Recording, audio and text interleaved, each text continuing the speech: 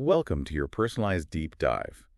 Today, we're going to take a look at the leadership of Mustafa Kemal Atatürk, Oh, wow. the founder of modern Turkey. Yeah. And we've got this academic paper Okay.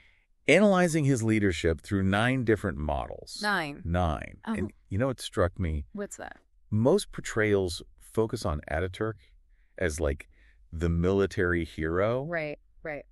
But this deep dive reveals a much more complex picture. Absolutely. It's like we're going to uncover like the secret sauce of his success. Yeah. Not just recount his victories. Exactly. Okay, so let's dive into the first group of leadership styles, Okay. the ones that really highlight Atatürk as a builder, Oh, okay. someone who focused on laying the groundwork for a new Turkey. That's a great way to group them, because Yeah. this paper actually starts with instructional leadership, Okay. which might seem odd for a military leader, but Ataturk firmly believed that for Turkey to truly transform, Yeah. it had to start with education. And he didn't just talk about it. He rolled up his sleeves and got involved, right? Right. The paper mentions him personally teaching the new Turkish alphabet after it was adopted. Wow. Imagine the president teaching teachers. It's more than just a photo op, though. Right. Think about it. Yeah. Most leaders focus on controlling the top, the government, the military. But Ataturk grasped that true change happens when you empower people at the grassroots level. Right. By focusing on education, he was creating a society that could sustain his reforms long after he was gone. That makes so much sense. Yeah. And it wasn't just about the alphabet, was it? No. He visited schools, participated in educational congresses. Yeah. It's like he had this personal mission to instill his vision for education in everyone. And don't forget him sending promising students abroad Oh, yeah. to prepare for university reform. Right. He was nurturing future generations of leaders, basically planting seeds for the Turkey he envisioned. Wow. Now, this ties into the next 2 leadership styles, which the paper groups together. It's transformational and transactional leadership. Okay, so full disclosure, I always get those 2 mixed up. Oh, yeah. Can you break those down for me? Yeah. For our listener? Sure. So we can see how they apply to Ataturk. Of course. Imagine a leader offering a promotion if you hit a target. Okay. That's transactional. Right. A clear exchange. Okay.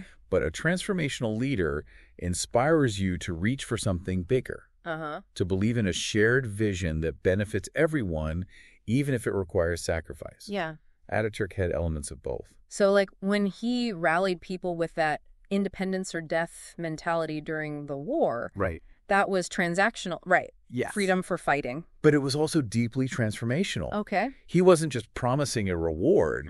He was tapping into that yearning for a nation free from foreign rule. Yeah. It's like he was saying, we can be so much more, but it's going to take everything we've got. Right. And people bought into that. Yeah. They were transformed by his vision. Wow. I see the difference now. Good. And the paper argues that this vision wasn't just some vague idea. No. He meticulously put in place reforms to ensure those changes would outlast him. Exactly. He wasn't just interested in quick wins. And that's another key point about transformational leadership. Okay. It's not about short-term gains. Right. It's about building a foundation for lasting change. Yeah. And when you look at the reforms Ataturk implemented, from education to women's suffrage, Right. you can see that long-term thinking woven throughout. It's like he was playing 3D chess. Yeah. Thinking several moves ahead of everyone else. He was a strategist, for sure. And speaking of lasting change, that brings us to what the paper calls moral leadership, Right. which it argues was central to Ataturk's approach.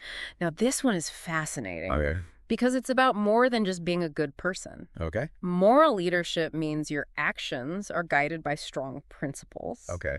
And you inspire others to live by those same values. In Ataturk's case, the paper highlights inclusivity, Right.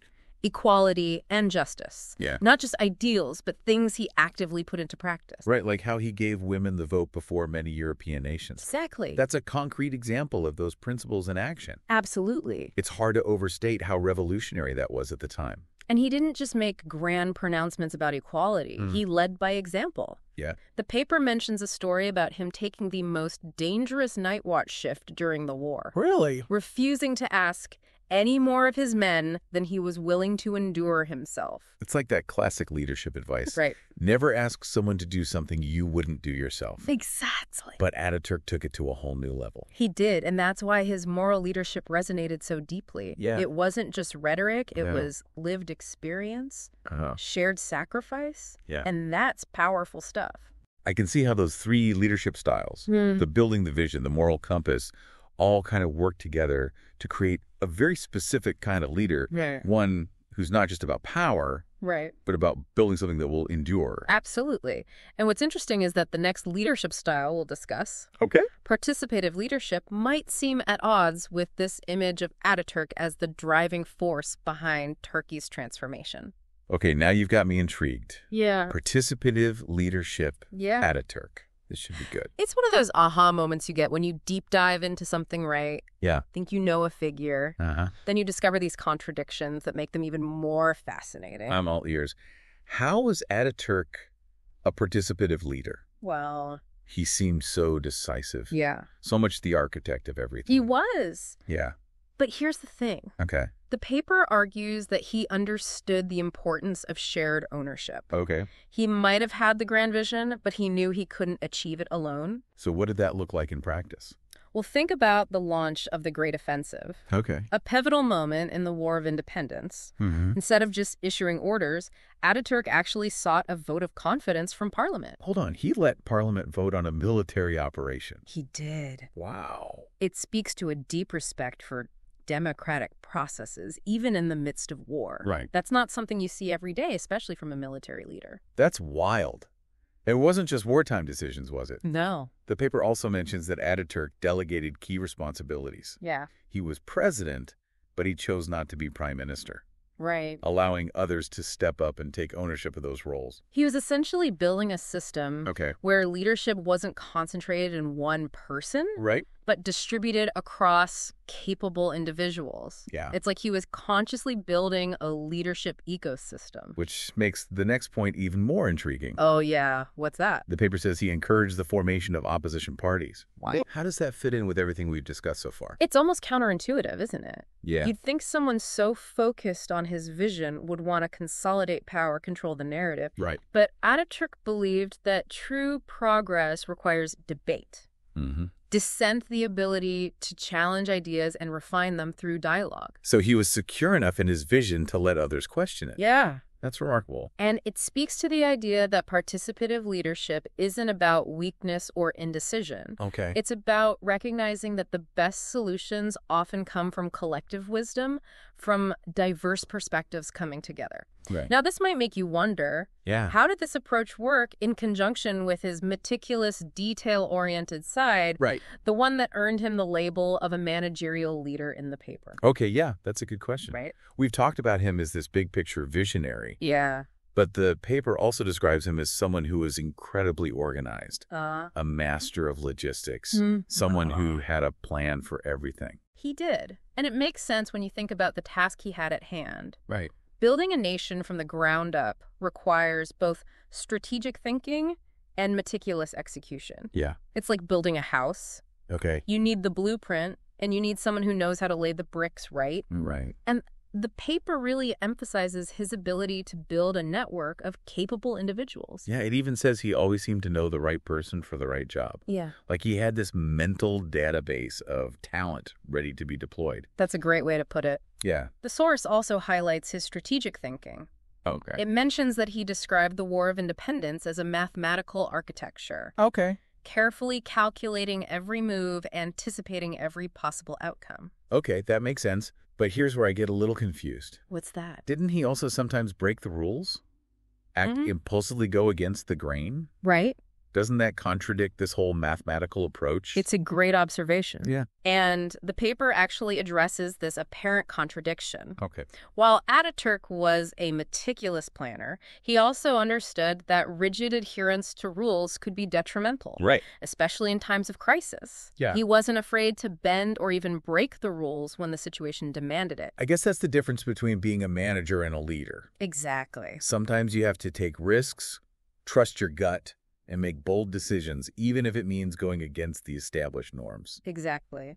And this leads us to the next fascinating aspect of his leadership. Okay. Which the paper classifies as postmodern leadership. Postmodern. What does that even mean in the context of early 20th century Turkey? Think of it this way. Modernism was all about grand narratives, fixed ideologies, one-size-fits-all solutions, but postmodernism questions all that. Okay. It embraces complexity, multiple perspectives, adaptability, and that's precisely what we see in Atatürk's approach. Okay. He was a pragmatist, not an ideologue. So instead of being bound by rigid doctrines, he adapted his approach to fit the circumstances. Exactly. Right. He wasn't afraid to borrow ideas from different systems, to experiment, to change course when needed. Right. The paper highlights how he embraced science and reason, but also cautioned against blindly following any dogma, even his own. That's pretty radical for a leader. Yeah. Especially back then. It was like he was saying, think critically, question everything, even me. And it makes me think about something you mentioned earlier. What's that? About him encouraging debate and opposition. It all ties together, doesn't it? Yeah. The paper argues that Ataturk understood that truth emerges from the clash of ideas, from the willingness to challenge assumptions and consider different perspectives. Yeah. He even embraced feedback from his subordinates, sometimes changing his battle plans based on their input. Wow, that takes a lot of confidence. It does. Most leaders, especially military leaders, are more likely to double down when challenged, not change their minds. It's a testament to his belief in the power of collective intelligence. Okay. And it reminds us that being a leader isn't about always being right. Right. It's about being open to learning, to evolving, to adapting your approach based on new information. So in a sense, his postmodern approach was all about embracing the messiness of reality, acknowledging that there are no easy answers, and being willing to constantly learn and adjust. Precisely. And this leads us to the final two leadership styles the paper explores. Okay. Both of which highlight Ataturk's remarkable ability to connect with people on a deeply personal level. Okay, let's hear it. What did the paper say about Ataturk's people skills? I'm ready for this. I mean, we've seen Ataturk as the teacher, the visionary, the strategist. Right. But how did all that translate into actually leading people, inspiring them to follow him? Well, the paper uses the term interpersonal leadership for this aspect. Okay. And it paints a vivid picture of Ataturk's charisma and his ability to connect with people on a deep emotional level. We've all heard about his charisma, but the paper goes beyond that, right? It does. It's not just about charm, is it? It's deeper than that. Okay. The paper talks about how he inspired genuine respect and devotion from his followers. Right. Some even described feeling drawn to him like moths to a flame, which is kind of a poetic way to put it. Yeah. But you get the sense of how intensely people connected with him.